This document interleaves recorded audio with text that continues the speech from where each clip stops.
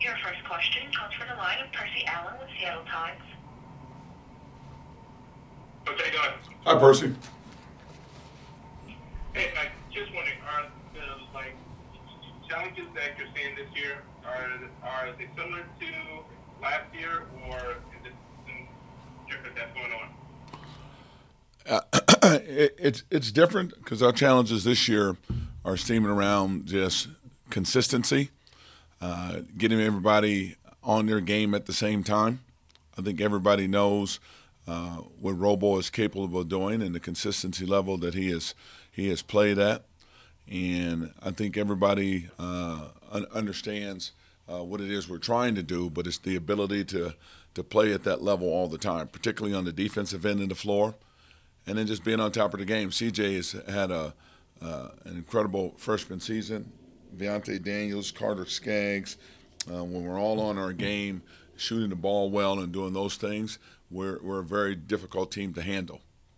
But when Marvin has played well at times, then he hit the wall. Here comes Jazz Kuntz, who's starting to play well now. So as a coach, you end up the inconsistency of minutes, rotations, and those things, trying to find out who's on their game at the same time. When we can figure out that piece, we're a pretty good basketball team.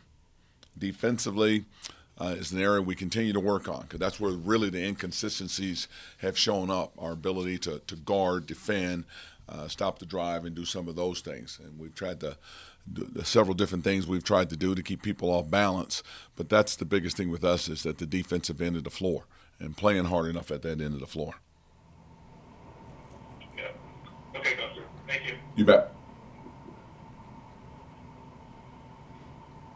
Again, to ask Coach a question, please press star 1 on your telephone keypad. Again, that's star 1 to ask Coach a question. Your next question comes from the line of Ben Parker with Rivals.com.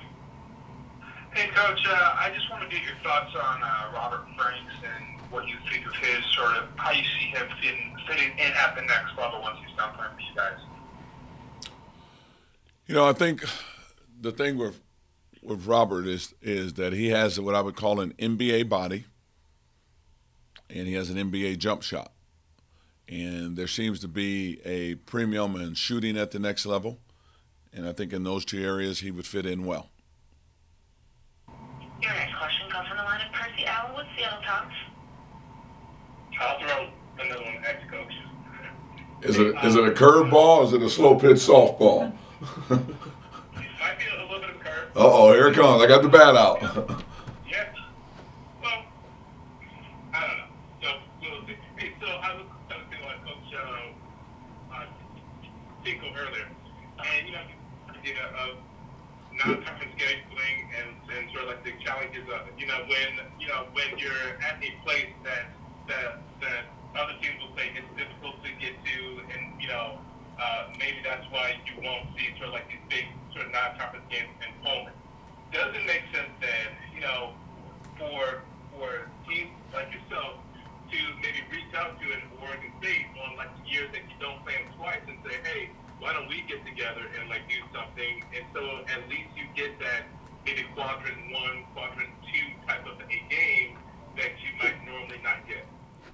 I think, Percy, in this day and age, with the new credentials that the NCAA is looking at in terms of postseason play, I think the fact that the tournament has not and probably will not expand anymore, even though you've got so many more schools that are in play with all of this now, anything that's creative thinking like that is on the table that you're going to have to do. And I think a lot of conferences are looking at the creativity of that, and even BCS conferences, to all of it based on getting more schools into the tournament.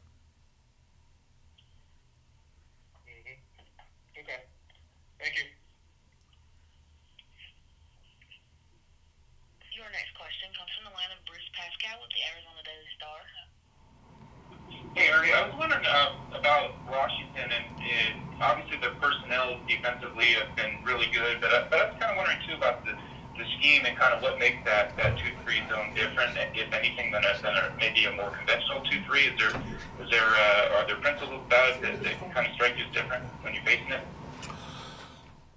It's different than a traditional high school stand around 2-3 zone because they do a lot of matching up in it, and they really give you the mid-range jump shot, and they do a nice job of taking away the three-point shot, which is why their three-point percentage is low. And they do a nice job of taking away layups. They do a nice job of taking away deep corner or short corner drives in it. So they really limit you as to how you can beat them. And then you put on there, on top of that, NBA all-defensive type player and Thibault sitting at the top, that he makes things very difficult for anybody to run any kind of offense where they're attacking the middle, where you think it's sitting there and wide open. And then the other piece I think they do an excellent job of is reading eyes. They not only have an active matchup zone, but they do a very good job of anticipating and reading your next pass, which makes it tough to go against. So you wouldn't say it's like a matchup zone per se, just a more extending 2-3, or how would you describe it that way? Now, I can't do all of U of A or Arizona State work for them. They're going to have to scout them now, so I can't break it down exactly for them. But you know, it is like a 2-3 matchup zone in a sense when you have people in your area.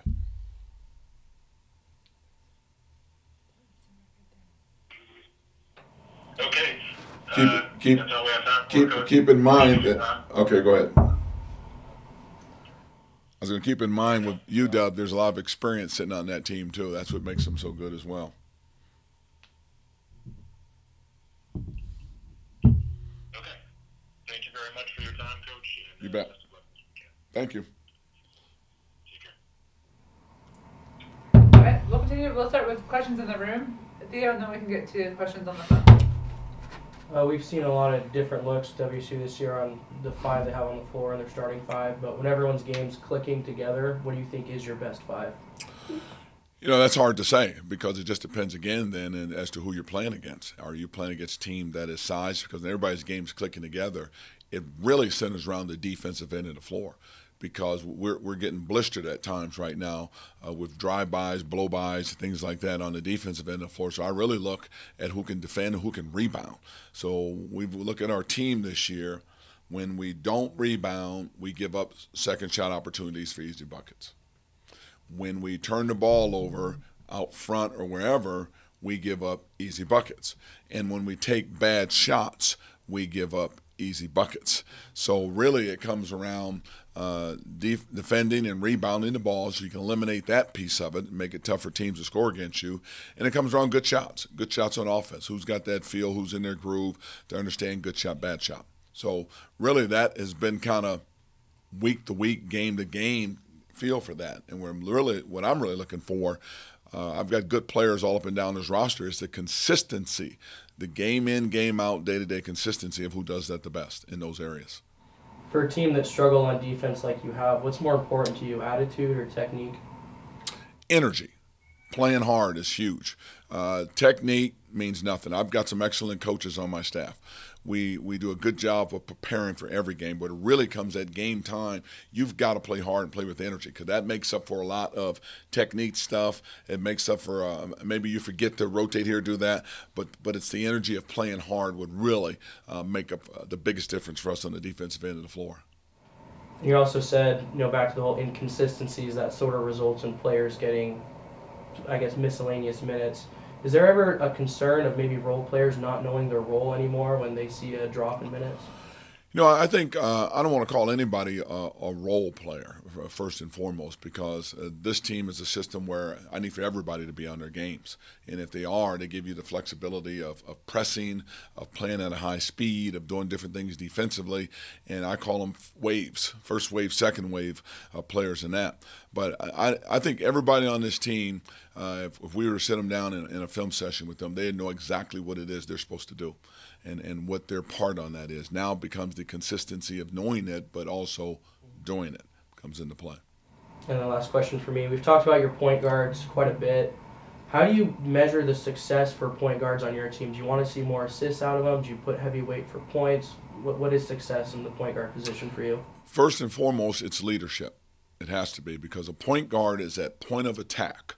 They have the ball first and foremost more than anybody on offense, and then they're out in front guarding the ball more than anybody on defense. So the spotlight is on that position.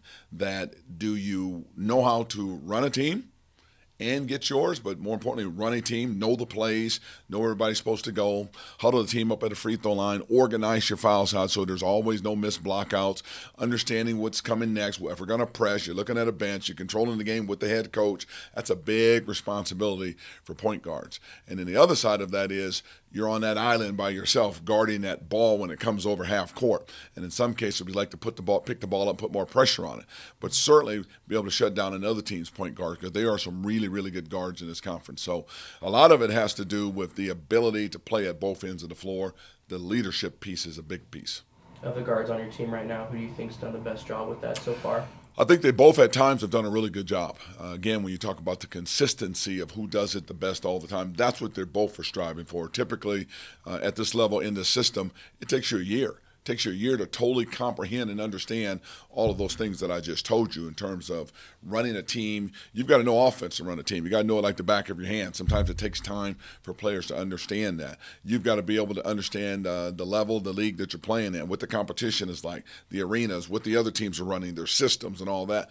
You're not going to figure all that out in a matter of months. You need to go through that first to understand it. So they both have done a nice job. It's the consistency piece that I continue to look for at both ends of the floor. Who can be a lockdown defender, who can run a team at the other end of the floor as well too, and then who can get their points as well. Thank you. You bet. All right, Theo, you got questions on the phone? Hey, Ernie, how's it going? Good. Hey, I just wanted to ask you, what you guys kind of learned from those first five road Pac-12 games that you guys can kind of take into Tempe and Tucson this week? It's like I've said before, understanding how important blocking out and rebounding is, particularly our guards. We've got to do a better job of that, of blocking out athletes. Number two, because that if you don't do that, that gives up easy buckets, easy points from that position and everything.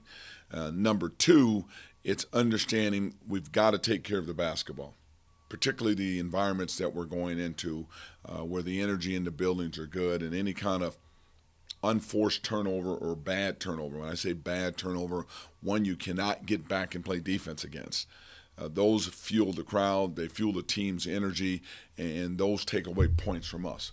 And the third piece of that is, particularly again going into these environments and what we've learned from the first all these Pac-12 games we played in, is taking good shots, because a bad shot could be like a turnover. If you force up a shot at the wrong time, you force it up too quick, they get the rebound, they come flying back down the floor, you do not get a chance to set your defense. That's like a turnover in the game. Those three areas are things that we can control. Taking care of the ball, blocking out, and taking good shots. Normally speaking, when we do that, we're in any ball game. Or in any game I can sit down and break down, look at tape. We're in the game when we do those three things right. If we don't do it right, those are the things that are separating us in the games, those three areas. 2 out of the 3 or 3 out of the 3. Oh, so sorry about that. Yeah. And then obviously Arizona's a team that lost a lot from last year. Arizona State's been kind of inconsistent in certain stretches. But what do you kind of make of both teams? What's kind of the scout on both the ASU and Arizona?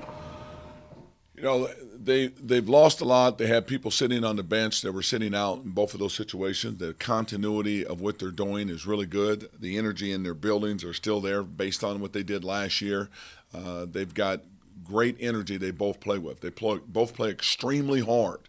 And first and foremost, we've got to have the mindset to play as hard as those two teams. It doesn't matter what we do on a scouting report or anything else if we don't go into those buildings and play as hard as they do, because they both play hard, particularly at home.